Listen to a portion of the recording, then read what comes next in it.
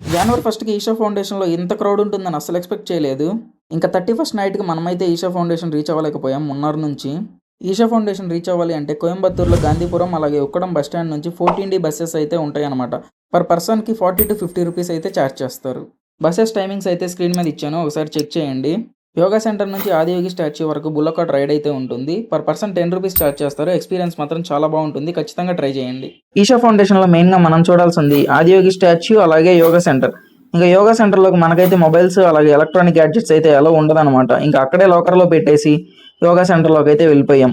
యోగా సెంటర్‌లోకి ఎంటర్ అవ్వగానే మైండ్‌కి అయితే చాలా పీస్‌ఫుల్‌గా అనిపించింది. యోగా సెంటర్‌లో చంద్రకుండు, సూర్యకుండు అనే 2 పుష్కరిణులు అయితే ఉంటాయి.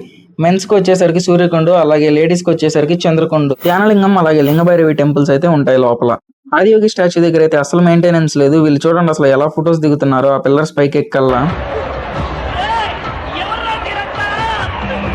ఇక్కడ డైలీ 7 to 8 అయితే లేజర్ షో జరుగుతుంది. చాలా బాగుంటుంది చూడడానికి.